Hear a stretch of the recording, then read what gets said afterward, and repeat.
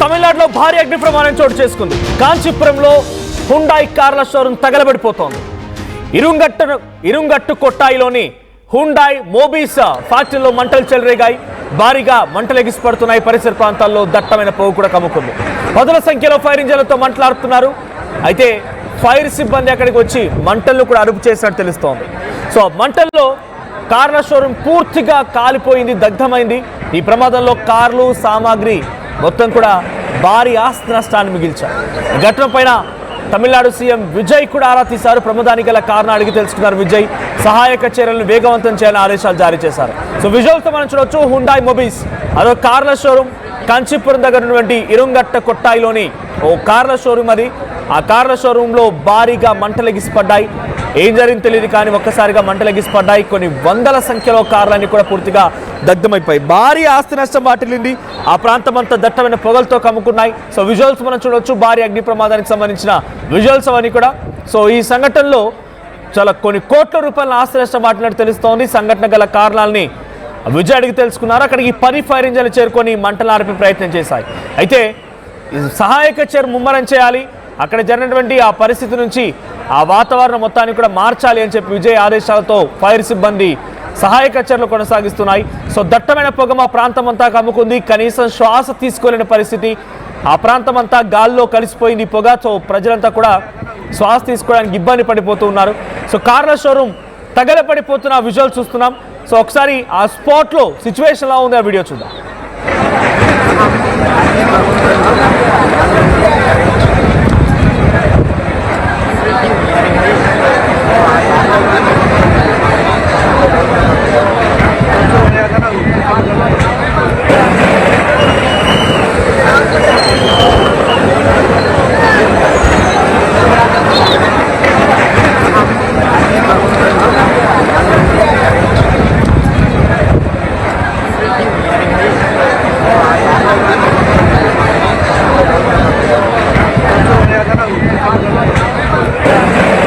Visuals మనం చూడొచ్చు. ఇది కంచీపురంలోని ఇరుంగట్టు కొట్టాయిలోని హుండాయ్ మొబీస్ కార్ షోరూం, అదో కార్ ఫ్యాక్టరీ కూడా.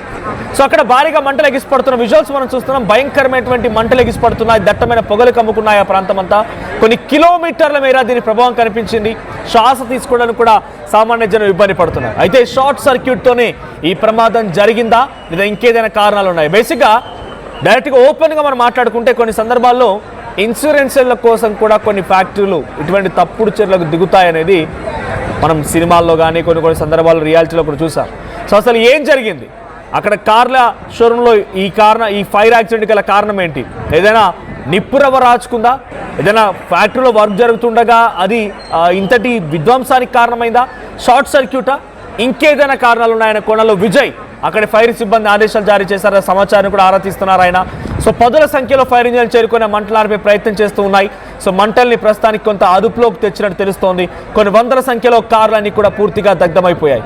సో అక్కడ చుట్టుముట్టినటువంటి కొన్ని కిలోమీటర్ల మేర 10-20 కిలోమీటర్ల మేర మొత్తం కూడా ఈ పొగ కమ్ముకుంది.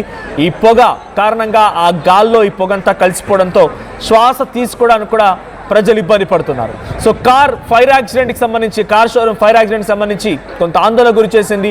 ఆ ప్రాంతం అంతా కూడా ఇప్పుడు భయాందోళనకు గురవుతోంది. సో దీనికి సంబంధించి వారిని డీటెయిల్డ్ అప్డేట్స్ మా ప్రతినిధి కృష్ణమోహన్ అందిస్తారు. కృష్ణమోహన్, సో కార్ల షోరూం ఫైర్ యాక్సిడెంట్కి సంబంధించి అప్డేట్స్ ఏంటి? సీఎం విజయ్ ఎటువంటి ఆదేశాలు జారీ చేశారు? సో ప్రెసిడెంట్ ఆ మంటలు అదుపులోకి వచ్చాయా? కృష్ణమోహన్, సో ప్రస్తుతానికి మంటలు అదుపులోకి వచ్చాయా? ఫైర్ యాక్సిడెంట్ పైన విజయ్ రియాక్షన్ ఏంటి? ఉదయం నుంచి జరుగుతున్న ఫైర్ యాక్సిడెంట్ లో ఇప్పటికీ దాదాపుగా 20 ఫైర్ ఇంజన్లు అదుపులోకి తెచ్చే ప్రయత్నం చేసినా కూడా ఇంకా మంటలు అదుపులోకి రాలేదు. కాంచీపురం హుండాయ్ షోరూం పూర్తిగా కూడా దాదాపుగా ఒక 25 నుంచి 30 కార్ల దాకా తగలబడుతున్నాయని చెప్పి సమాచారం ఉంటుంది. ఇప్పటికీ దాని మీద పూర్తి స్థాయిలో సీఎంఓ నుంచి కూడా అంటే విజయ్ కూడా దీని మీద ఆరా తీస్తున్న పరిస్థితి. 20 ఫైర్ ఇంజన్లు వచ్చి అదుపులో తీసుకురావడాలని ప్రయత్నిస్తున్నప్పటికీ కూడా అవి ఇంకా కాలేదు. ఎందుకు అసలు ఈ ప్రమాదానికి కారణం ఏంటి? ఏ విధంగా ఇంత పెద్ద ఫైర్ అయింది? అంటే వరుసగా మామూలుగా చిన్న ఫైర్ స్టార్ట్ అయినప్పుడు వెంటనే అక్కడ ఉన్న సిబ్బంది అప్రమత్తం అవుతుంది. షోరూమ్స్ లో ఉన్న కార్ల వ్యవహారంలో కావచ్చు అక్కడిక్కడ కార్లని మూవ్ చేసే పరిస్థితి ఉంటుంది. కానీ ఎందుకు అంత స్పీడ్ గా రియాక్ట్ కాలేకపోయారు? అనేది ఒక చర్చ. అంటే ఉదయాన్నే దీని వెనకాల ఏదైనా కుట్ర దాగుందా అనే కోణం కూడా అక్కడ తమిళనాడు పోలీసులు చూస్తున్నారు. అయితే ఇది పూర్తిగా 20-30 కార్లు తగలబడేంత వరకు కూడా అసలు పూర్తిగా వాళ్ళు ఎందుకు స్పందించలేకపోయారు, లేదు అక్కడ ఉన్న కార్లని వెంటనే వేరే ప్లేస్ కి తరలించడంలో ఆలస్యమైందా, సిబ్బంది అంటే తెల్లవారుజామున ఇది జరిగింది కాబట్టి ఇంపాక్ట్ వల్ల సిబ్బంది ఒకరో ఇద్దరో చెప్తే అసలు సిబ్బంది పూర్తిగా లేరు అక్కడ, అందువల్ల చేరుకోలేకపోవడం, ఆ షోరూమ్ కి సంబంధించిన ఎంప్లాయీస్ ఉదయాన్నే వివిధ ప్రాంతాల్లో ఉంటారు కాబట్టి వాళ్ళు షోరూమ్ కి వచ్చుకునే లోపలే ఈ ప్రమాదం పూర్తిగా జరిగింది. అయితే ఈరోజు విజయ్ తిరుచిలో ఒక మొదటి బహిరంగ సభ చేస్తున్నారు. ఆ సందర్భంగా ఆయన తిరుచి వెళ్లాల్సిన ఉంది. ఇప్పుడు జరిగిన సంఘటన ఎలా ఎందుకు జరిగింది, దీని వెనకాల ఏమన్నా వేరే కోణం ఉందా అనే ఒక కోణంలో కూడా ఆలోచిస్తున్నారు. మొత్తం మీద ఇప్పుడు ఈ